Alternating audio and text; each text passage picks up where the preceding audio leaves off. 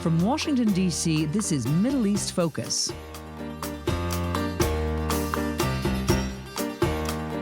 Welcome to Middle East Focus. I'm Alistair Taylor, MEI's editorial director. Today we're going to be talking about how the coronavirus pandemic is affecting Iran and Turkey. Iran was one of the first countries to be hit by the outbreak of the disease, and remains one of the worst affected, with over 50,000 confirmed cases and more than 3,000 deaths. Turkey didn't confirm its first case of COVID-19 until about 3 weeks after Iran, but the virus has spread rapidly since, with more than 15,000 cases and over 300 deaths. To help us understand how the pandemic is affecting these key regional countries, I'm joined today by two great guests, Gonul and Alex Vatanka. Gonul is the director of MEI's Turkey program, and Alex is a senior fellow and the head of MEI's Iran program. Gonul, Alex, thank you both for joining us today, and welcome to the podcast. Thanks for having us. Thanks, Alistair. Alex, the Iranian government has been sharply criticized for its response to the pandemic. At the outset, it denied there was an outbreak at all, only to later acknowledge that while there was a problem, it was the US's fault. Where do things stand now, and has the government stepped up its efforts given the scale of the problem? Obviously, the conversation has moved on quite a bit, Alistair. As you pointed out, when it began, the Iranian authorities felt that this was all about damage control. They were worried about how the political optics of all this would look like inside Iran to the international community. But as this epidemic took off, and as more and more people were infected, and the devastation and the likelihood of this being a prolonged crisis became clear, you've seen the narrative and the messaging change. Now, there's still a lot of politics in this, but some of the more outlandish things that we heard early on, for example, that this was somehow a foreign plot. The Iranian Supreme Leader Ali Khamenei specifically pointed to the United States as a likely source behind the COVID-19, and even went further and pointed out that the Iranian gene pool might be specifically targeted in this effort, as he was alleging might be underway. Now, none of that really is being propagated anymore. That has come to an end. In fact, there was a bit of much head scratching in Iran about why was the supreme leader making these outlandish claims, which forced even senior members of the health ministry to come out and say there was no foul play. This wasn't some manufactured virus. This definitely came from China sometime in late December 2019, early 2020. And the best way to deal with it is to sort of follow pretty standard procedures that are being followed around the world. So, yes, in a nutshell, the initial reaction was to deny there was a crisis, then to look at it as a political management issue as opposed to a health crisis that needed to be dealt with. But now, as we're moving through this process, you see a shift, you see a recognition there's a problem, this is not going to go away. There's still a lot of politics in this. There are folks in Tehran who see this as an opportunity to turn the sort of table around the United States because of the issue of sanctions that Iran is under. But it's been a bit of a roller coaster, if you will, in terms of how the Iranian authorities have dealt with this crisis so on. I wanted to follow up on that point, specifically on sanctions. Tehran's criticized the U.S. for the impact of sanctions on its ability to respond to the crisis and asked Washington to lift them on humanitarian grounds. Washington's refused, saying the problems are kind of Iran's own making, and imposing new sanctions as recently as 2 weeks ago. How much of an impact do you think this is really had on Iran's health system, and how much of this is about the politics, as you said? No, I mean, again, Alistair, the point is it's so difficult to see the truth in all of this because so many actors, and principally the United States and Iran, do not want to be seen to be the bad guys in this. On the issue of sanctions, the Iranians are saying this is a heartless American policy of imposing sanctions on a country of 83 million people when we are at the heart of a health crisis in the Middle East, and the U.S. refuses to withdraw or roll back some of these sanctions. Washington replies saying there has never been any sanctions on medicines going into Iran. And if there is any mismanagement, if there's any lack of medicines of any kind, it's because the Iranian authorities have failed in providing for their own people. Now, The truth is somewhere between the two. U.S. sanctions do matter, certainly in the sense that if you're a European company today, if you're sitting in Switzerland and you're in the business of selling ventilators, and you got a long list of customers out there, you could sell to Turkey, which Gonul will talk about in a second, versus Iran. Well, there are no sanctions on Turkey. There's no issue that you have to worry about. You deal with a simple, straightforward financial transaction. You sell the ventilators or whatever medicines it is that the Turks are asking for, or any other country out there, and you get your money through mainstream banking facilities. In the case of Iran, banks don't want to touch Iranian customers because they fear American sanctions. Now, Secretary of State Pompeo keeps saying you need not worry about it. Sell the Iranians what they want, but that's easier said than done because there are so many companies that have over the last few years been penalized by the US for engaging in what Washington classifies as breaching American sanctions, that companies out there, many of, have simply decided they don't want to touch Iran. Whether there's a COVID-19 crisis or not doesn't matter. They don't want to touch Iran. Certainly not when they have plenty of customers these days for anything to deal with treatment of COVID-19. Why would they risk anything with Iran? And that's a real problem, it seems. Iran's economy was already in pretty bad shape even before the outbreak. Do you have a sense of how much worse things are now, given the twin impact of coronavirus and the recent collapse in oil prices? Well, look, the COVID-19 definitely comes at a bad time because it pretty much coincided with the drop of the price of oil. So you got a sort of a squeeze from two sides. But for Iran, because they were already under massive sanctions, because their oil export had already dropped from about 2.5 million just a few years ago to less than half a million, they were already in a bad position. So we don't need to look at the impact of the COVID-19 crisis in terms of what it has done to limit Iran's trade with the outside world. What we need to look at is what it's done internally in Iran in terms of, when you have a system of quarantine asking people to stay home, that has a major impact, obviously, on things like domestic tourism and the domestic service sector. Folks are literally staying home. I'm speaking to you in a week where the Persian New Year is just about to wrap up. Millions of people who would have been out there holidaying have not done so this year because of the COVID-19 crisis. So it's really early to sort of be able to say exactly what the impact will be. I don't even think the Iranian authorities would have a good sense of the impact. What we do know is President Rouhani has asked for $1 billion to be freed from the reserves, the financial reserves of the country. That I understand it hasn't really been approved yet by Supreme Leader Khamenei yet, but I suspect it will be approved and that money will come out, which is intended to be handed out as subsidies to the most hard-pressed segments of society.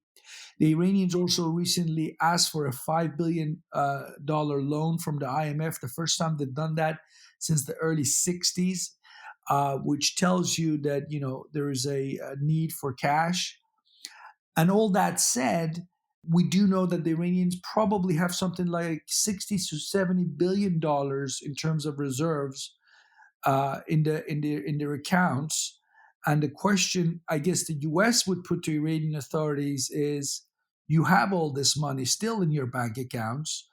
Why don't you use it? And that's really where we are right now in this back and forth between Washington and Tehran in terms of who is responsible for Iran's less than perfect, to put it mildly, ability to deal with this crisis. The Iranian regime would like to blame the United States. The United States wants to blame, in return, the Iranian regime itself for the way it's handled the crisis so far. And let me round up with this. We just heard today that President Rouhani has now come out and almost made a 180-degree turnaround from an earlier position he held. He began by saying this crisis will go away sooner than you think. Today, he said this could stay with us for at least a year. And I think that is for many a wake up call. A year of staying home, if you will, on top of the sanctions that were already imposed on Iran. This isn't just about the economic conditions of the country. This is quickly becoming an issue of political stability. A lot of people in Iran would want to know how on earth they're going to survive a year with these conditions. And I'm not sure if the Iranian authorities have a very good answer for that right now. One final question before we move on to Turkey. As you referenced, the relationship between Tehran and Washington doesn't seem to be getting any better. But I'm wondering if there's any prospect that there could be a silver lining in this crisis, that it could maybe help to de-escalate regional tensions. I've noticed, for instance, that the UAE has supplied medical aid to Iran, kind of outreach on that front. Do you think there's any potential that could lead to something? I mean, the reality is, and everybody in the neighborhood is waking up to this reality that you cannot have your neighbor suffer terrible plague of any kind, including COVID-19, and you sit comfortably in your house and you just watch.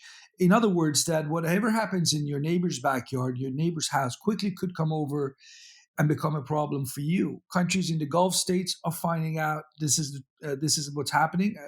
You've seen, for example, the country of United Arab Emirates providing aid to Iran on a scale that has surprised people, because UAE and Iran in recent years have oftentimes been at loggerheads. I think there is certainly that recognition that the collective good right now, when it comes to a virus that certainly doesn't recognize international boundaries, is something that requires maximum regional cooperation.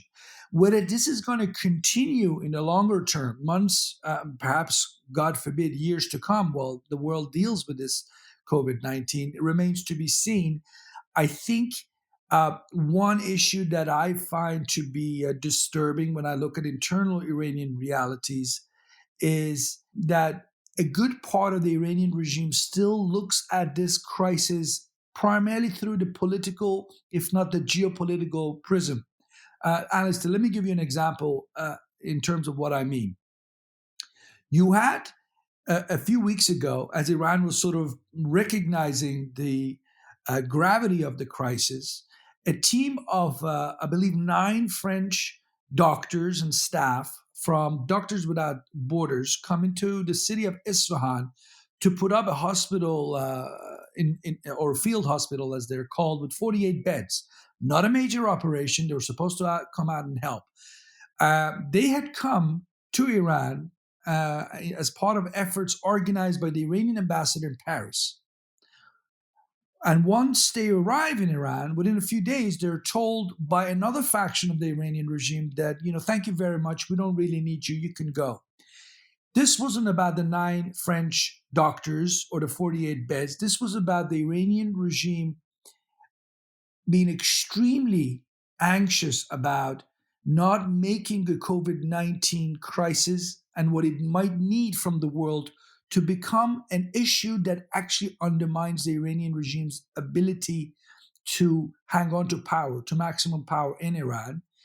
And on top of that, you clearly have a difference of opinion within the ranks of the regime, where you have the Iranian ambassador who's tied to President Hassan Rouhani organizing a French medical team to go to Iran, only be told by Supreme Leader Khamenei and the Revolutionary Guards that they're not wanted. This suggests to me a disjoint of sorts inside the Iranian regime that at the very least will complicate, if not delay and sabotage, efforts to deal with COVID-19. So I think before we even get hopeful about regional cooperation, we would want to see an Iranian regime that puts all the politics aside, at least domestic politics, and says, look, our people here are at risk. Iran, by some estimates, could lose hundreds of thousands of its citizens to this disease. It's not time for politics, but I'm not sure if that message has really gone through and made the kind of impact it should in all the minds of the senior leadership in Tehran. Gonul, shifting over to Turkey. Turkey was slower to be affected by the outbreak of coronavirus than Iran, but it has since seen a rapidly growing number of cases and deaths. How has the government responded so far, and where do things stand? Well, you're right, Alistair. Turkey is now among the nations with the highest rate of increase in COVID-19 cases. It's doubling each day. And there are over 15,000 confirmed cases and 277 deaths. But the government has not really been transparent, and medical experts in Turkey argue that the number of cases and deaths are much higher than reported by the government.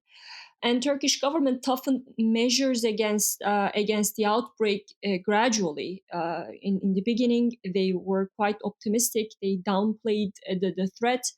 In President Erdogan's first major address regarding the spread of the coronavirus, and that was 1 week after the first domestic COVID-19 case was confirmed, he unveiled a number of measures that were designed to bolster the economy. And he said the pandemic could become an opportunity for Turkish manufacturers as global companies seek to shift production away from China. But in that address, he did not do what many people in the country expected him to do. He did not announce measures that are deemed necessary by medical experts to curb the spread of the virus. He only advised citizens to practice social distancing and stay home if possible. But he didn't announce any additional measures to restrict the movement of people.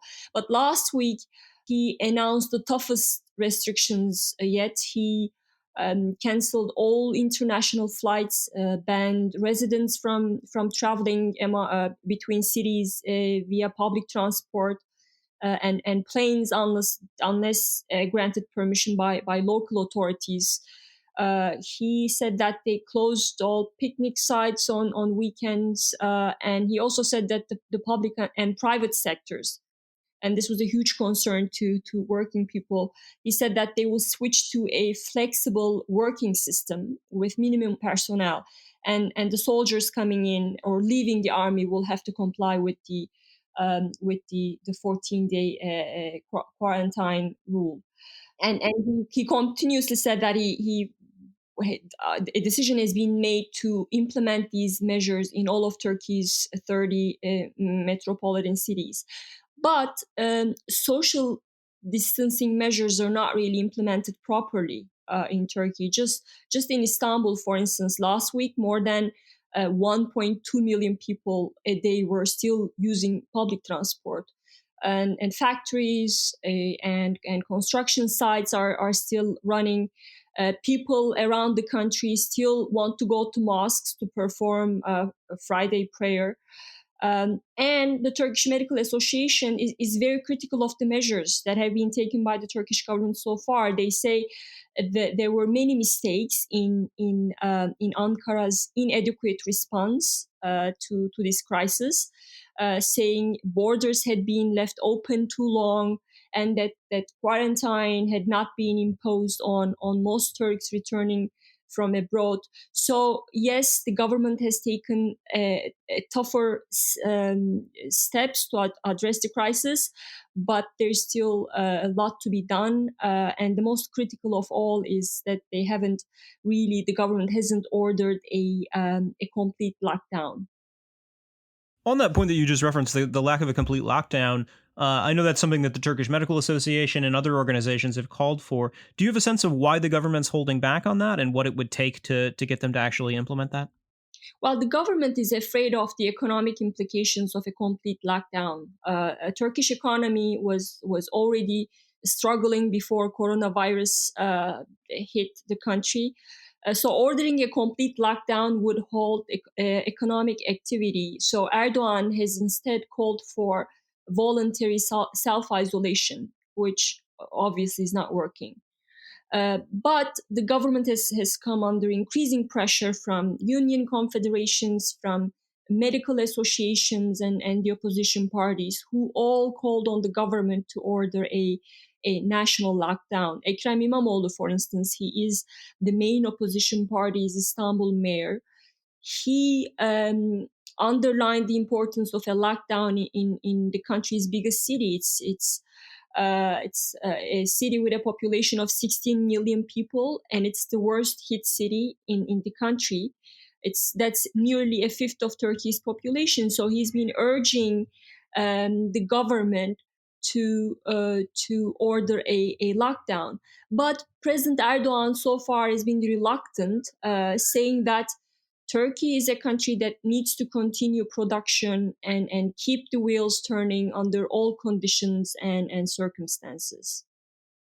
On that point, how much of this is, in your view, about the kind of the politics of it and the divide between the ruling Justice and Development Party and the opposition Republican People's Party in particular, given their control of a number of Turkey's largest cities like Istanbul and like Ankara? Well, it's all about politics. The government seems to me is as much concerned, if not more, with curbing the opposition's influence as it is with curbing the spread of the virus. The government has said a money raising campaign launched by the mayor of Istanbul, who, by the way, is seen as a possible future candidate for the presidency. The government said that that campaign is illegal and it has threatened to prosecute those involved. Imamoglu had launched this campaign this week with the slogan, "We will succeed together." So he was seeking cash and other donations from wealthier Turks for hundreds of thousands of those in need. And Erdogan, right after that, launched his own campaign, a rival campaign called National Solidarity Campaign. And he promised 7 months of his salary to the cause. And he condemned those municipal campaigns. And state banks blocked donation accounts run by both Istanbul and also the municipality of Ankara, which is also run by a mayor from the main opposition, CHP, and which also launched a local fundraising campaign. But on the other hand, you have other municipalities run by AKP mayors, like Konya, for instance, who have launched similar donation campaigns, and no one has said anything to them. And another source of conflict between these CHP-run Istanbul and Erdogan is the use of is the issue of lockdown. Again, Imamoglu wants a lockdown in Istanbul to slow the spread of the virus, while Erdogan is resisting such a move to cushion the economic pain. And I think another indication that this is all political and that President Erdogan is interested in rewarding his supporters and punishing his opponents more than he's in curbing the spread of the virus is this national solidarity campaign that he launched. Because now a businessman who are close to Erdogan can now cut back from their taxes if they make these COVID-19 donations. And those businesses have already received a lot of money from the government, and their rents are covered, while others, especially the small businesses, they get nothing. So this is just another way for Erdogan to support contractors close to him who are building bridges, roads, and tunnels, and these crazy projects. So there's a lot of politics involved, and I think obviously these disputes over fundraising and the potential lockdown are endangering a coordinated effort to combat the outbreak. Hungarian Prime Minister Viktor Orban has declared a state of emergency and used the coronavirus crisis as an opportunity to consolidate power in Hungary. And I'm curious if you think there's any chance that Erdogan could take a page out of that playbook and try to do something similar. Well, Turkey has been reluctant to declare a state of emergency due to the economic fears. But Erdogan, I think, will definitely use the pandemic as an opportunity to crack down on his opponents. Already more than 300 people are being investigated for quote-unquote provocative social media posts about this the illness, with at least 64 people arrested. And Erdogan is trying to curb the influence of the opposition mayors in the fight against COVID-19.